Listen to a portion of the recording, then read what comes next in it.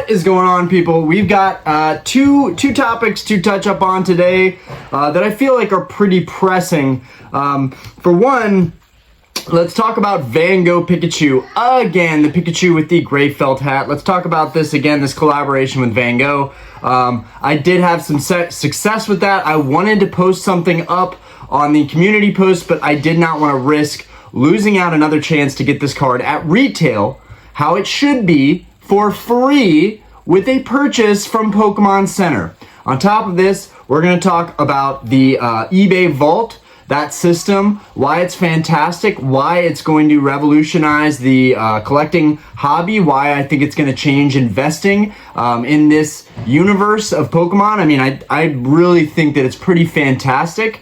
And there's been a couple people that I've been in contact with, in touch with, that have had really great experiences with this. It's a little bit weird having your collection on a phone, basically, but it's no different than having stocks, like having your portfolio on your phone. I mean, it's really no different. But there are some massive advantages. So first off, let's talk about Van Gogh Pikachu, and then I want to end it with the talking about the Vault. So Van Gogh Pikachu, Pokemon had announced 2 weeks ago that Van Gogh Pikachu was going to be available again with a purchase of $30, which is $10 more than the purchase was before. And a limit 1 per cart, and you can get your Van Gogh Pikachu. Now, I was able to snag 2 of them, even though my friends were bashing me for this, and you know who you are. My friends were bashing me for this because the card was going to be widely available. It's already gone, and that doesn't mean that they're not going to restock it, guys. Don't freak out. Pokemon Company is smart. They're going to be doing this all month. They are going to restock and keep printing this Van Gogh Pikachu. I really believe that. I will try again to get more of these Pikachus because for me personally, one thing that you guys may not know about me or understand about me, why this Van Gogh Pikachu is really important to me, I really wanted the merch, so I'm really bummed out that the merch did not restock because I really wanted to get a poster collection. But my family is a family of artists. My dad was a sculptor, still does a little bit on the side, but got mainly into real estate because that was what was, you know, the foundation of our family, and him building his wealth. My mom, on the other hand, has stuck with painting from the very beginning. She's still painting now. She still has her art at various galleries, and she still has her art on consignment. So to my mom, this whole Van Gogh Pikachu thing was pretty cool. Now, is this going in a direction where I say I wanted to get a Van Gogh Pikachu for my mom? No, not at all. But that's not the worst idea. And honestly, if I can get another one, I think I will do that. But more so just the fact that art is very important in my family. I have art pieces all around my house. Some are from my family friends and some are my mom's art pieces. Honestly, I think my mom is a absolutely profound artist. Ruth Ava Lyons, you can check out her artwork. Yeah, I'm just gonna go ahead and plug my mom in, why not? But her artwork is really incredible. Anyways, I'd been ranting about this Van Gogh Pikachu and how cool it was, and my mom was really kind of astounded by the fact that the Van Gogh Museum worked with Pikachu. When I talked about the Japanese influences that Van Gogh was a part of, my mom, it immediately clicked with my mom. She's like, you know what, you're right. That does seem like something that would make sense. It still doesn't make much sense to me, but the fact of the matter is that it's an incredible collaboration with the Van Gogh Museum, and although I'm not able to go to Amsterdam, I am able to pick this card up off of Pokémon Center for a second time, and I was able to get 2. Now, will I actually get both of them? I don't know. I hope I can at least get 1 for retail. Right now, the card is trending at about $70, and I expect that price to absolutely plummet. If you want to just pick the card up secondhand, go for it, but I would really strongly advise you to not buy this card secondhand unless someone's willing to give it to you for 20 bucks or 30 bucks. That is pretty much dirt cheap right there. But the main advantage of buying on Pokémon Center is if the card is at base value worth $20 or $30, then whatever you buy on Pokémon Center, if it's $30 worth of merch, it's getting canceled out by the secondary market price of the Van Gogh, so you're winning no matter what, is what I'm trying to say. Especially if you love this card like I do. If you're only looking to flip this card, if you're only looking how much is this card going to appreciate, I'm sorry, but I just don't think that that's a realistic way to look at this card. There have been PSA 10s that have sold for $600-700, even more than that a couple weeks prior. With this restock, that's really helped to level prices out and send them dipping. But honestly, guys, if you're looking at this card for those reasons, I really do hope that you kind of get punished for it, because this card was supposed to be a free kind of giveaway by Pokemon Company for all of the current fans in the hobby to enjoy something different. You know, they haven't done something like this where they gave back to the community in a while, and this is a big way that they could do that. And I'm really, I was very upset about how the first, initial release went, and then the restocks went, and I just kept saying, I'm not going to buy this card. I'm not going to do it. And I didn't. I waited, and I've been rewarded. I had several people message me this morning about it. I got very lucky, and I was able to snag at least one, hopefully two. My orders showed that I got two. When I tried to do it again, it basically showed that it was not a possibility anymore. It would not populate in my cart anymore. So that went to tell me that it is out of stock. And basically that was 5 minutes ago, and then I made this video, or I guess 6 minutes ago, and then I made this video. The Van Gogh card is not a holographic card. It's not a rare card. They're handing them out like candy, okay? As long as you purchase something on the website, you're gonna get that card. So where the rarity and all the value and all the hype is coming from, I don't know. For me, from a family of artists, even if I didn't have a family of artists, I would still think this card is profound. But I'm never gonna pay a ridiculous premium on something that was meant to be a gift for the community. So that's what gets me heated up about it. I think they are doing a fantastic job of getting these cards back out there for collectors, for players. Well, I guess, you can't really play with the Van Gogh Pikachu. Or maybe you could.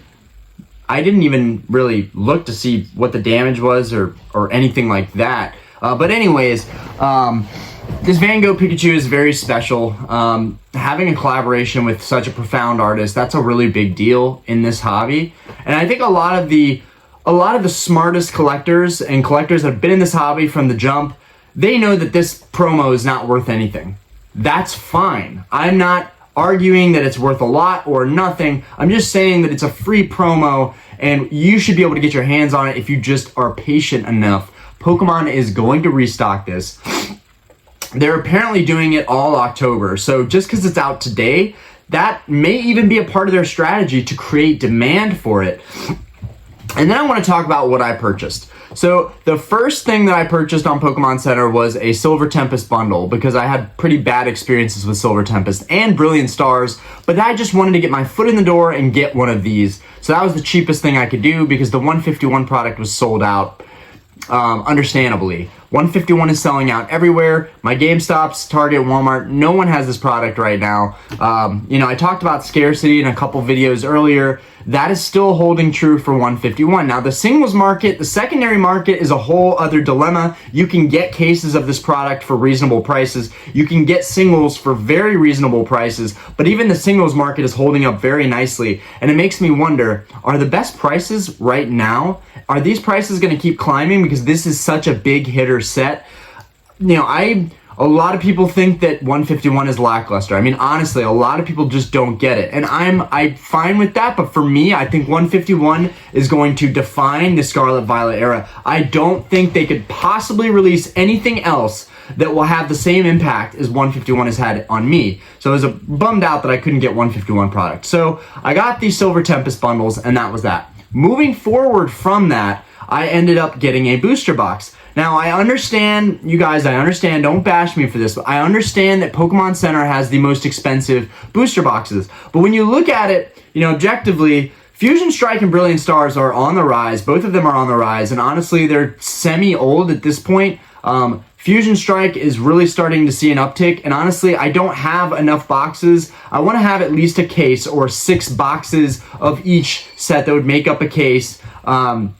And I know Brilliant Stars, I think I have 1 or 2 boxes, maybe only 1 box. So for this next purchase, and I wanted to get a Fusion Strike box as well, because I think I only have 2 or 3, or maybe 4 Fusion Strike boxes. But I like these sets, and I still believe investing in Modern Sealed is a great move to make. I don't have the same thoughts on collecting modern singles, but I think modern sealed is a really strong move. It's very boring. It's not flashy. You've got all your stuff sitting somewhere in storage. There's nothing sexy about it. But whereas if you have all the singles, you can at least enjoy them and look at them. But I do think it's a strong investment move. Now, I got Brilliant Stars because I didn't have a lot of boxes of Brilliant, so that was just a no-brainer for me. Now, I know what you're thinking. Orion, you can get Brilliant Stars for 130 bucks on the secondhand market. You'll probably get it for 120, 110 if you buy it in person from someone. Sure, but I just wanted the Van Gogh promo. So if the Van Gogh promo is still selling at 70 bucks, even if they restock it a million times and it ends up selling at 20 or 30, which is what it should be selling at, even if it sells at that, you're still paying for a promo that was free if you made a purchase on the website. So it's still a lose. For me, it's still a losing moment to buy that card and FOMO into that card. And I am sincerely apologetic and sympathetic for anybody that purchased that card ahead of time. If you really just love the artwork of that card and you jumped the gun, it's okay. I think the card in the long run is probably going to do well, but I know a lot of people, jumped the gun and bought this product without thinking too much about the logistics of it and the strategy behind Pokemon Company and whether they were going to release another one of these. So it's okay. Don't freak out. Maybe buy a couple more, to offset those costs. Maybe even buy something on Pokemon Center to offset those costs. You'll pay a little bit extra for the sealed product, open it, have some fun, put it in your sealed collection, whatever, display it, but then you'll get that Pikachu promo for free. And there was somebody in the comments that said they paid 120 for the Van Gogh Pikachu promo. If you can relate to that, and you're watching this video, just know if you can get the promo for free when they restock it, which they will restock it. I don't think if they're saying they're doing this all month and then it's just out today, I don't think that that's supply. I think Pokemon Company is more strategic than they've ever been, and they understand there's a new supply-demand dilemma going on where they are not printing sets to oblivion because there's no reason to. They don't have the same demand, in my opinion, that they had prior in the boom market and the pandemic market. They just don't have that same demand. So I think that they're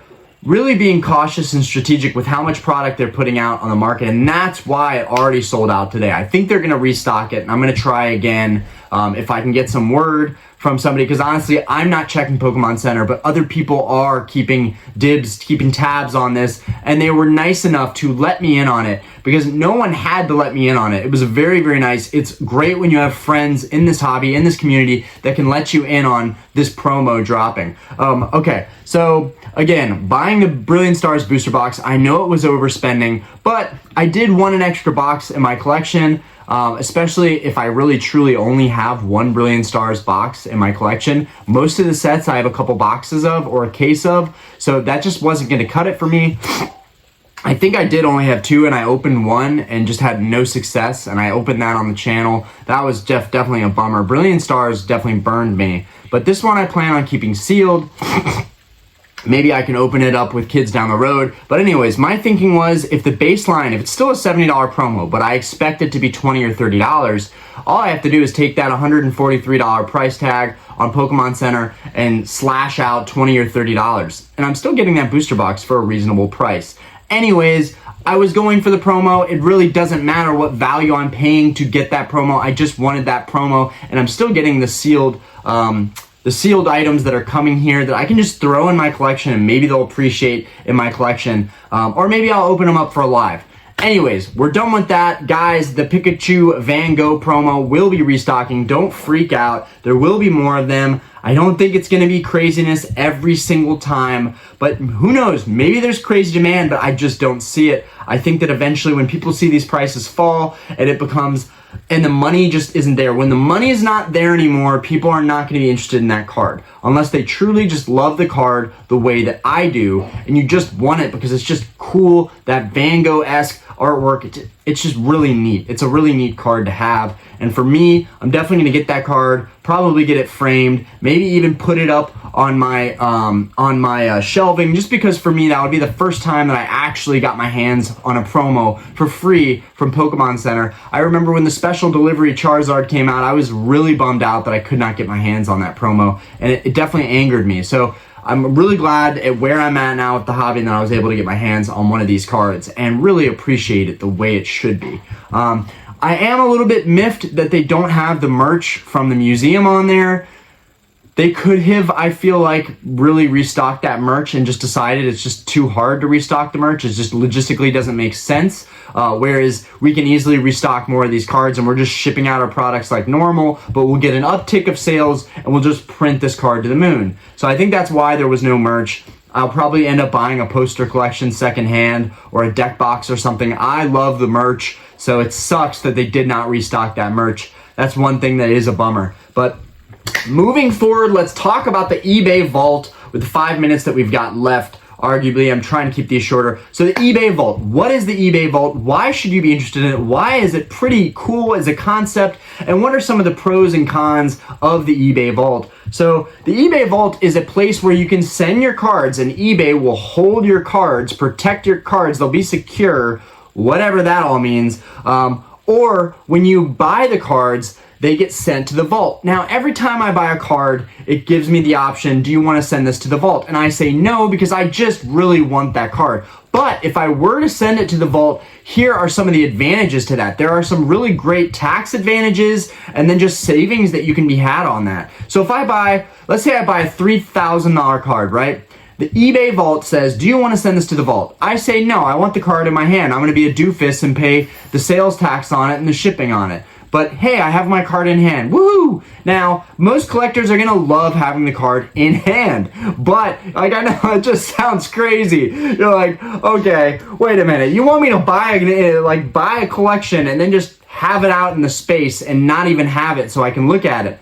Well, it makes some sense actually. If you want to get into the hobby and you want to be mobile with it, it's a great way to have it on your phone. So if I send that card to the vault, I pay no sales taxes on it. Guys, this is huge. Now the vault I think has been out for about a year now, so it's not news to anybody, but honestly I just thought I had a really nice conversation with a seller on eBay who's been doing everything, sending everything to the vault. Now, they still have their collection locally that they buy and source locally, but because the sales tax is such an issue, all of their high-end cards are kind of sent to the vault, and they looked at it as a portfolio on their phone, kind of like a stock portfolio on their phone. So, and really there's no big difference. You can't touch your stock. It's not tangible. It's out there in the wazoo of just the universe of the internet and online. So it's the same thing with these cards. So they're out there and they're logged on eBay. So when you send it to the vault, you don't pay that sales tax. So for me in North Carolina, I know if you don't have sales tax in your state,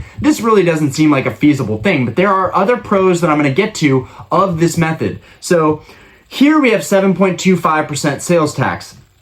So if I'm buying a $3,000 card, I'm going to end up paying another $200, $250. Ouch, that really hurts. You know, 7.25%, we're getting to a tenth of my whole purchase is just taxes going to the state. So that really hurts. So you know what? I'm going to send that really awesome Grail card that I overpaid for to begin with to the vault. That way I don't overpay even more and I save on the sales tax. Furthermore, even if you don't necessarily want to send it to the vault or you don't have sales tax in your state, which there are some states that don't have sales tax, God bless you.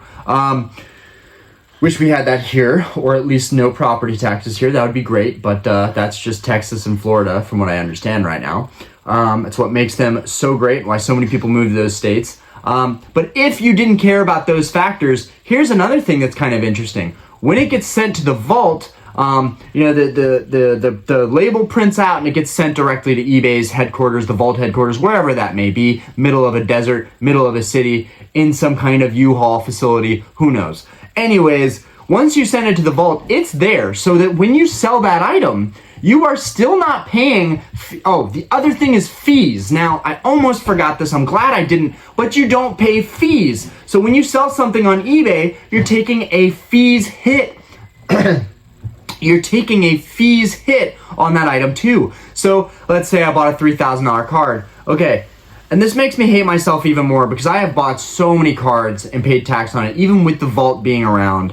And sellers also have sold cards that they've had in hand just to let go and take a sales tax hit and a fees hit. So let's theoretically say I buy a $3,000 card, and that seller has sold a $3,000 card. I overpay on taxes, and the seller also takes a 13% hit from eBay. Now, they could be a big name seller, they could take a smaller hit, but they're gonna take a 13%. The mass majority of people selling don't have big accounts like that, aren't big name sellers, myself included, and they're gonna take a 13% hit. So they're actually gonna end up losing more than $300, probably $400 on that sale. So they're getting $2,600.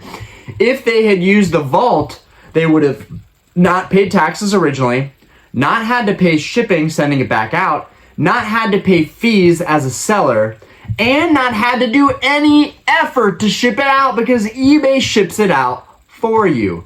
This is all pretty amazing, guys, and this is where I think the hobby is going. You know, for players and traditional collectors, we want to have this stuff in hand. We want to be able to look at it. But honestly, for myself included, the more I'm busy and the more I'm making videos and spending time with my family and doing stuff at the bar, which really takes up like 90% of my time, I just don't have time to look at my collection and appreciate everything all the time. And I'm really trying, from some good advice from some friends of mine, to take time and look at my cards more and just enjoy them. But in this day and age, with how fast everything moves, you know, sometimes I just don't have time. And would it really make too much of a difference to me to have it on my phone and be like, yeah, I have this card? Like, as to just pop into my room and look at it, yes, it's nice to look at the card. But sometimes I also worry about the security of everything and insuring everything. The vault has a lot of good potential, and this is not a sponsored video. I have no reason to make this video other than maybe helping people out who still are using eBay all the time and are tired of paying the fees and spending so much money and the effort it takes to sell stuff. All this stuff is really important. eBay is essentially saying, hey, we've got a loophole that will help you stay away from sales tax, the fees, the shipping. You don't have to do anything. We do it all for you. And there's no liability on the seller's end. All the liability, all of the risk, everything is really on eBay. Why they would do this, how they got away with this, I have no idea. It's really amazing to me that people aren't talking about this more. But granted, the vast majority of true collectors want to see this stuff in hand. We want to hold it. We want to have it. And also, there are some cons. So let's go into those cons. 1, you can't see the item. You just paid a bunch of money and you can't even see this item. It is now going to the vault. 2, you are not able to actually even enjoy the collection as a display piece or show it, or like on my channel, some of my favorite cards I rotate in and out that fit the frame, the picture frame. You know, I rotate those in and out so they can be appreciated, and so that knowledge of like really cool epic cards can be spread throughout the hobby. You can't do that. Also, you are unable to make any kind of local deals, right? If it's in the vault, you can't really take it over to your friend's house and sell it to them. You know, you can't make any deals locally. Now, you can ship it from the vault to you. I do believe I should have done more research on that, but I would like to think that as soon as you ship it out to the vault to you, you end up having to pay sales tax and those fees. So, or no, just sales tax. If you've already bought it, just sales tax and then a shipping cost, most likely. So there are some cons to this as well. I know most people could never do this, but it's something that I'm seriously considering moving forward. If I do end up selling items, I've noticed that the Grail cards that I've been collecting they just sell so fast. And if I were able to really start a good business selling particularly high-end cards, the vault would be a great way to start that business and have it be way less stressful, where it's like, okay, I buy this from you, pay no sales tax on it, boom, just got this for $2,500. Oh, this market, it's going for $3,000, but people didn't want to pay that because they're worried about sales tax. Well, you can get it from me. I'll do $2,700. I make $200. I didn't have to pay sales tax, and it gets shipped out for me. Literally makes being a seller and moving cards, if you know what to look for, it makes it a piece of cake. Now, this is really going to expedite the level of flippers that enter this hobby. You know, myself included, if I want to make money on certain cards, I would definitely use the vault. The vault makes sense. But, you know, there's also the detrimental fact of this means now people are going to be buying cards for astronomical prices because they think, okay, well, I'm not gonna have to pay sales tax on it. So while I'm paying a lot of money,